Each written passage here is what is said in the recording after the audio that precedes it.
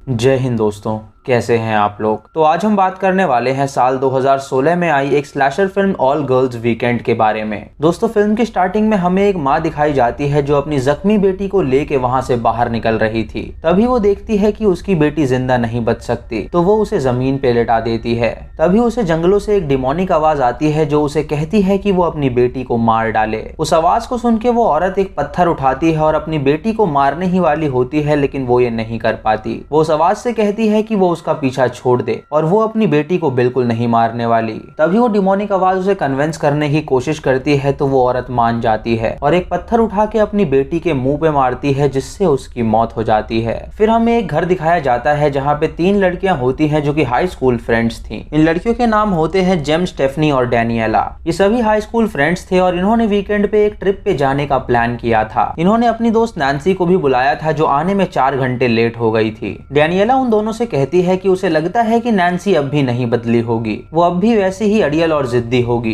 ये सुन के जेम उससे कहती है कि अब वो बड़ी हो गई है तो शायद वो ऐसी बिल्कुल ना हो। तभी वो लोग अपने घर के बाहर एक गाड़ी को आता देखते हैं जिसके अंदर नैन्सी होती है। नैन्सी अपने साथ अपनी दोस्त एनी को भी लाई थी ताकि वो भी इस ट्रिप में शामिल हो सके। वो सभी जब एनी को वहाँ देखती हैं तो वो हैरान हो जाती हैं। वो नैन्सी से पूछती हैं कि वो अपनी दोस्त को यहाँ पे क्यों लाई है, क्योंकि ये ट्रिप सिर्फ उनके लिए है, ना ही किसी और के लिए। ये सुन के नैन्सी उन्हें बताती है कि एनी का लास्ट मंथ डाइवोर्स हो गया है, जिसकी वजह से वो काफी डिप्रेस्ड है, इसीलिए वो यहाँ पे उसे लेकर आई है ताकि उसका माइंड फ्रेश हो सके। ये सुन के वो सभी मान जाती हैं और एनी को भी अपने साथ ले जाने के लिए तैयार हो जाती हैं। नैन्सी उनसे कहती है कि उन्हें अब वहाँ पे चलना चाहिए, तो जेम उससे कहती है कि वो 4 घंटे लेट आई है, जिसकी वजह से अब वो वहाँ पे नहीं जा सकते, इसीलिए वो कल निकलेंगे वहाँ जाने के लिए। रात को ये सभी मिलकर ड्रिंक करती हैं और अपने हाई स्कूल की बातें याद करती हैं। वो तीनों मिलकर नैन्सी का मजाक उड़ाने लगती हैं, तो नैन्सी को इस बात का बुरा लग जाता है और वो वहाँ से उठ के अपने बेडरूम में चली जाती है सोने के लिए। दोस्तों, कहानी में आगे बढ़ने से पहले मैं आपको कैश करो ऐप के बारे में बताना चाहता हूँ। कैश करो ऐप की मदद से आप सारी शॉपिंग कर सकते हैं और हर परचेज पे आपको कैशबैक भी मिलता है, चाहे अमेज़न से शॉपिंग करें या मिंत्रा से, अजियो से करें या फ्लिपकार्ट से। यहाँ तक कि मोबाइल रिचार्जेस पर भी आपको कैशबैक मिलता है।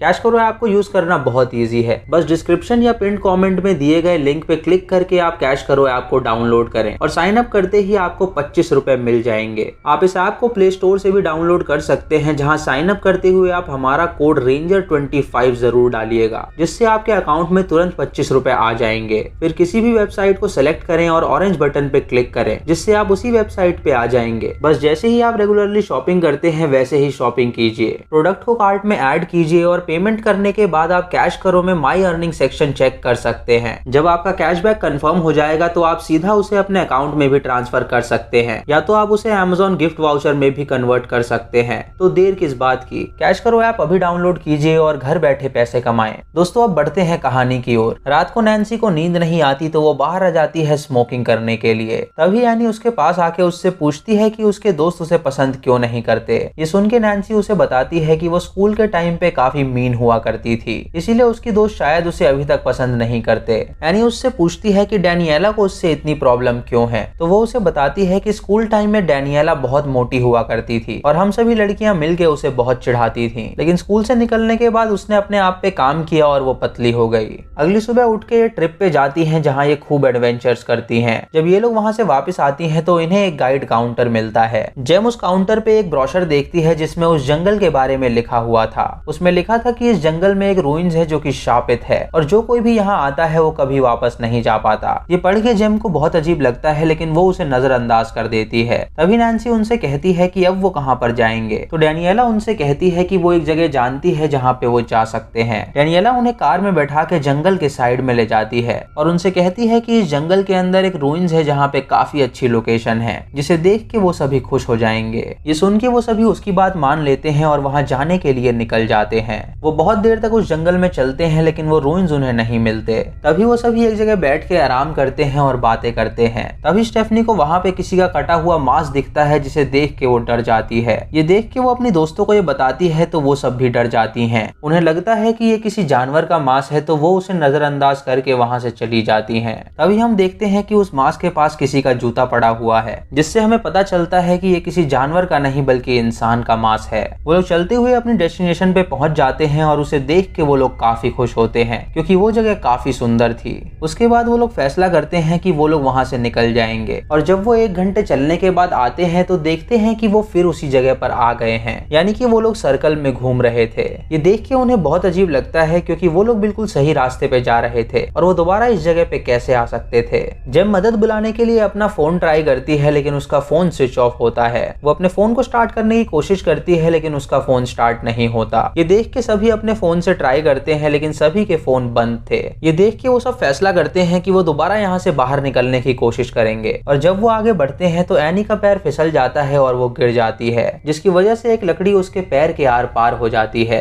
एनी को इससे बहुत दर्द होता है तो नैन्सी अपने दोस्तों को कहती है कि वो उसकी मदद करें। ये देख के वो सभी एनी को ऊपर उठाती हैं जिससे वो लकड़ी उसके पैर से निकल जाती है, लेकिन अब वो चलने की हालत में नहीं थी। डेनियला उनसे कहती है कि उन्हें एनी को यहीं छोड़ देना चाहिए और आगे बढ़ना चाहिए। ये सुन के नैन्सी उस पर गुस्सा करती है और उससे कहती है कि ये उसकी दोस्त है तो वो उसे यहाँ पे अकेला नहीं छोड़ सकती। ये सुन के जेम, स्टेफनी और डेनियला फैसला करती हैं कि वो यहाँ से बाहर निकलने की कोशिश करेंगी ताकि वो मदद बुला सकें और नैन्सी एनी के साथ यहीं पे रहेगी। जब वो लोग आगे बढ़ते हैं तो उन्हें एक अबैंडन्ड कैबिन दिखाई देता है जिसे देख के वो लोग खुश हो जाते हैं। उन्हें लगता है कि शायद उसके अंदर कोई रहता होगा जिससे वो मदद मांग सकें, लेकिन जब वो उस कैबिन के अंदर जाते हैं तो देखते हैं कि वहाँ पे कोई भी नहीं है। उसके बाद वो तीनों वहाँ से बाहर निकलने की कोशिश करती हैं, लेकिन रात होते ही वो वापस घूम के नैन्सी और एनी के पास आ जाती हैं। ये देख के नैन्सी उनसे पूछती है कि वो लोग इस डायरेक्शन से क्यों आ रहे थे, तो डेनियला उसे बताती है कि उन्हें लग रहा था कि वो सही रास्ते पे जा रहे हैं, लेकिन ये जंगल उन्हें गोल घुमा के वहीं पे ले आ रहा है। वो उससे ये भी बताती है कि उन्होंने पास में एक कैबिन देखा है तो क्यों ना वो एनी को वहाँ पे लेके जाएं ताकि वो वहाँ पे आराम कर सके और उसे ठंड ना लगे। ये सुन के नैन्सी राजी हो जाती है और एनी को लेके वो सभी उस कैबिन के अंदर जाते हैं। स्टेफनी डेनियला से कहती है कि क्यों ना वो इसी रात को हाइकिंग करने जाएं ताकि वो बाहर निकलने का रास्ता खोज सके। तो डेनियला उससे कहती है कि एनी की तबीयत काफी खराब है और वो उसे रात में अकेला छोड़ के नहीं जा सकते। उसका काफी ब्लड लॉस हो गया है जिसकी वजह से उसको बहुत ठंड लग रही है। वो सभी वहाँ पे अपनी जरूरत का सामान ढूंढने लगते हैं तो उन्हें वहाँ पे सभी खाने के सामान एक्सपायर्ड मिलते हैं। तभी जेम वहाँ पे उस परिवार की फोटो देखती है जो वहाँ पे रहा करता था। नैन्सी उनसे कहती है कि वो एक्सपायर्ड सामान खा सकती है क्योंकि भूख के मारे उसका पेट फटा जा रहा है। वो सभी मिलके एक्सपायर्ड पीनट बटर खाती हैं जिससे उनकी भूख थोड़ी सी मिट जाती है। स्टेफनी उनसे पूछती है कि यहाँ पे रहने वाली फैमिली के साथ ऐसा क्या हुआ होगा जो वो सारा सामान घर में ही भूल गए। ये सुन के जेम उसे बताती है कि ये जंगल शापित है और उसने ये उस ब्रोशर में पढ़ा है, तो शायद हो सकता है कि इस जंगल ने उन्हें मार डाला हो। वो उन्हें ये भी बताती है कि यहाँ पे एक ओल्ड मिल है जहाँ पुराने जमाने में बहुत सारी बुरी चीजें हुई थी। उस मिल की वजह से पानी पल्यूटेड हो गया था जिसकी वजह से पशु पक्षी और इंसान मरने लगे थे, लेकिन एक दिन अचानक मिल में आग लग गई और सभी उसके अंदर जल के मर गए। ये सारा एक्सीडेंट इसी फॉरेस्ट में हुआ था जिसकी वजह से यहाँ पे एक कर्स फैल गया जिससे जो कोई भी यहाँ आता है वो कभी वापस नहीं जा पाता। तभी जेम को अपने हाथ में खुजली होने लगती है और वो देखती है कि उसके हाथ में दाग पड़ गए हैं। उसकी दोस्त उससे पूछती है कि ऐसा उसके साथ क्यों हो रहा है, तो वो उन्हें बताती है कि वो अभी जंगल में गई थी पी करने के लिए और उसने एक पत्ते से अपनी सफाई की थी। ये सुन के वो सभी हैरान हो जाते हैं और उससे कहते हैं कि उसे इन्फेक्शन हो गया है। जेम पागलों की तरह अपने पेट के ऊपर खुजली करने लगती है तो नैन्सी उसे एक एक्सपायर्ड स्प्रे देती है जिसे मार के उसे काफी रिलीफ मिलता है। अगली सुबह जब वो सभी उठती हैं तो वो डिसाइड करती हैं कि वो एनी को यहीं पे छोड़ देंगी ताकि वो यहाँ पे सेफ रह सके और वो चारों बाहर जाएंगी यहाँ से बाहर निकलने का रास्ता ढूंढने के लिए। वो सभी वहाँ से आगे बढ़ती हैं और घंटों तक चलती हैं, लेकिन घूम फिर के वो वापस उसी जगह पे आ जाती हैं। ये देख के नैन्सी को बहुत गुस्सा आता है और वो उनसे कहती है कि वो यहाँ से कभी बाहर नहीं निकल सकते। जब वो सब आगे बढ़ते हैं तो उन्हें पास में एक नदी मिलती है जिसे देख के वो काफी खुश होते हैं। वो सभी उस नदी में से पानी लेके पेट भर के पीते हैं। स्टेफनी उनसे कहती है कि अब वो नदी के रास्ते सिविलाइजेशन तक पहुंच सकते हैं। जेम जब पानी भर रही होती है तो उसका एक ग्लव गलती से नदी में गिर जाता है। जब वो लोग आगे बढ़ते हैं तो उन्हें वही रूइंस दिखती है जो कि शापित थी। वो उस रूइंस में जाके देखने लगती हैं ताकि उन्हें कोई जरूरत का सामान मिल जाए। तभी जेम उन्हें बताती है कि उसे अपने हाथ में बहुत दर्द हो रहा है। ये देख के नैन्सी उसे अपने ग्लव्स दे देती है और उससे कहती है कि वो ये ग्लव्स पहन ले ताकि उसका हाथ प्रोटेक्टेड रहे। तभी स्टेफनी उनसे कहती है कि वो इस रूइंस के ऊपर जा रही है ताकि वो दूर तक देख सके कि यहाँ पे कोई रास्ता है या नहीं। जब स्टेफनी ऊपर जाती है तो उसे चारों ओर सिर्फ जंगल ही जंगल दिखता है। ये देख के वो रोने लगती है क्योंकि उसे पता चल गया था कि वो यहाँ से बाहर नहीं निकल सकती। तभी वहाँ पे एक डिमोनिक आवाज आती है जो जोर से चिल्लाती है और अचानक वहाँ पे तेज हवाएं चलने लगती हैं। तभी पेड़ से ढेर सारे पत्ते गिरते हैं जो स्टेफनी के शरीर को दबा देते हैं जिससे उसकी मौत हो जाती है। नैन्सी, जेम और डेनियला ये सब देख के काफी डर जाती लगती हैं। वो सोचने लगती हैं कि आखिर इतनी तेज हवा अचानक कैसे आ सकती है। वो सोचने लगती हैं कि आखिर ये सब क्या हो रहा है। नैन्सी स्टेफनी को ढूंढने जाती है और जेम और डैनियला वहीं पे उसका इंतजार करती हैं। नैन्सी जब ऊपर पहुंचती है तो वो स्टेफनी की लाश को देखती है जो कि पत्तों के नीचे दबी हुई थी। ये देख के वो हैरान हो जाती है और रोने लगती है। तभी उसकी नजर वहाँ पे एक अनजान बैग पे पड़ती है तो वो उसके पास जाती है। वो उस बैग की छानबीन करती है तो उसके अंदर उसे कुछ खाना मिलता है। वो उस खाने का थोड़ा सा हिस्सा खा लेती है और अपनी दोस्तों के लिए भी थोड़ा बचा देती है। तभी वहाँ पे उसे एक आदमी का कटा हुआ हाथ दिखता है। वो उस कटे हुए हाथ में से ग्लव्स ले लेती है और वापस अपनी दोस्तों के पास जाती है। वो उनसे बताती है कि स्टेफनी मर चुकी है और अब सिर्फ वही तीनों बाकी हैं। ये सुन के डैनियला और जेम को बहुत बुरा लगता है तो वो रोने लगती हैं। नैन्सी उन दोनों को खाना देती है तो वो दोनों उससे पूछती हैं कि उसे खाना कहाँ से मिला। वो उन्हें बताती है कि उसे एक अनजान बैग दिखा जिसके अंदर ये खाना पड़ा हुआ था और वहाँ पे किसी का कटा हुआ हाथ भी था। उसके बाद रात हो जाती है और वो तीनों एक जगह पे कैंपिंग करती हैं। जेम उनसे कहती है कि उसे अपनी उंगलियों में कुछ फील नहीं हो रहा है तो नैन्सी अपना चाकू निकाल के उसकी उंगलियों को टच करती है और देखती है कि उसका हाथ सड़ रहा है। वो जेम से कहती है कि उन्हें उसकी उंगलियां काटनी होंगी ताकि उसका पूरा हाथ ना सड़ सके। ये सुन के जेम पहले तो मना करती है लेकिन बाद में राजी हो जाती है। नैन्सी उसकी सारी सड़ी हुई उंगलियां काट डालती है जिससे उसे काफी दर्द होता है। तभी उन्हें वहाँ पे एक भालू की आवाज आती है। ये सुन के डैनियला डर जाती है तो नैन्सी उससे कहती है कि उन्हें भालू से डरने की जरूरत नहीं है क्योंकि वो भी उनसे उतना ही डरता है जितना कि हम उनसे डरते हैं। अगली सुबह जब वो उठते हैं तो वो आगे बढ़ते हैं। तभी उनके सामने वो भालू आ जाता है जिसे देख के वो तीनों डर जाती हैं। नैन्सी उनसे कहती है कि वो आगे जाके उस भालू को डिस्ट्रैक्ट करेगी और मौका देख के वो दोनों वहाँ से भाग निकले। नैन्सी आगे जाती है तो वो भालू उस पे हमला कर देता है। ये देख के डैनियला और जेम वहाँ से भाग निकलती हैं और आगे बढ़ती हैं। जेम काफी जख्मी थी तो वो पूरी तरह थक चुकी थी। वो डैनियला से कहती है कि वो अब और आगे नहीं चल सकती और वो यहीं पे आराम करना चाहती है। डैनियला जेम से कहती है कि ये सारे लोग जो यहाँ पे मारे गए थे क्या पता उनका कोई एक्सीडेंट हुआ हो। तो जेम उससे कहती है कि उसे नहीं लगता कि उनका कोई एक्सीडेंट हुआ होगा बल्कि यहाँ पे कोई ऐसी चीज है जिसने उन्हें मारा है। तभी डैनियला अजीब सी बातें करने लगती है। वो कहती है कि हमें जंगल में ही मरना चाहिए ताकि हम प्लांट्स और एनिमल का खाना बन सकें। ये कह के वो एक पत्थर उठा के जेम के मुंह पे मार देती है जिससे उसकी मौत हो जाती है।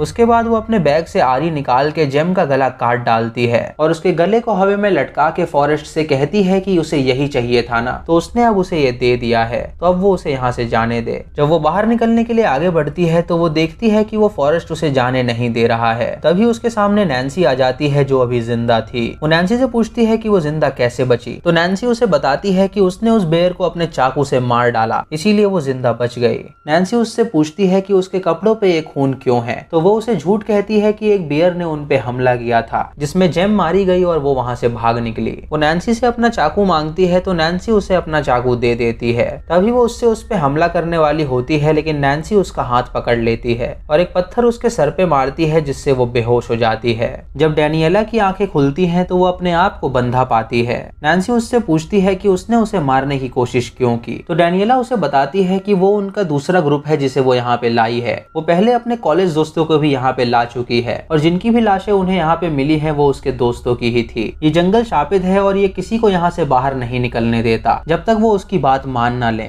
इसने इस जंगल से वादा किया था कि वो और भी लोगों को यहाँ पे लाती रहेगी ताकि वो उन्हें मार के अपनी प्यास बुझा सके, इसीलिए उस जंगल ने इसे यहाँ से जाने दिया। जब डैनियला सब सच उगल देती है तो उस जंगल को उस पे काफी गुस्सा आता है। एक शक्ति उसके शरीर को खींचने लगती है जिससे उसका शरीर कट जाता है और उसकी वहीं पे मौत हो जाती है। नैन्सी ये देख के हैरान हो जाती है और वहाँ से भागने लगती है। तभी उसे अपनी कार दिखती है यानी वो उस जंगल से बाहर निकल चुकी थी। तभी उसे एक डिमोनिक आवाज आती है जो उससे कहती है कि वो और भी लोगों को यहाँ पे लाए। ये सुन के नैन्सी एकदम हिप्नोटाइज हो जाती है और उससे कहती है कि वो और भी लोगों को यहाँ पे लाएगी और इसी के साथ ये मूवी खत्म हो जाती है। तो दोस्तों ये थी इस फिल्म की कहानी जहाँ पे एक जंगल था जो कि पूरा शापित था और जो भी इंसान उसके अंदर जाता था वो कभी वापस नहीं आता था क्योंकि वो जंगल उन्हें मार डालता था ताकि वो पशुओं और प्लांट्स के काम आ सकें। दोस्तों इस फिल्म में मैसेज दिया गया है कि हम लोग नेचर को कितना गंदा करते हैं और जब नेचर हमसे बदला लेता है तो वो बहुत बुरा करता है। तो दोस्तों ये थी आज की वीडियो। अगर आपको वीडियो पसंद आई हो तो आप हमें कमेंट सेक्शन में ज़रूर बताएं। आप यस और नो में जवाब दे सकते हैं। चैनल पे नए हैं तो इसे सब्सक्राइब करें और बेल आइकॉन दबाएं नोटिफिकेशंस के लिए। मूवी लिंक्स के लिए आप हमें टेलीग्राम पे फॉलो कर सकते हैं। दोस्तों लाइक और शेयर करना बिल्कुल मत भूलिएगा। तो मैं मिलता हूँ आपको अगली वीडियो में, तब तक के लिए जय हिंद। तो देर किस बात की, कैश करो ऐप अभी डाउनलोड कीजिए और घर बैठे पैसे कमाएं।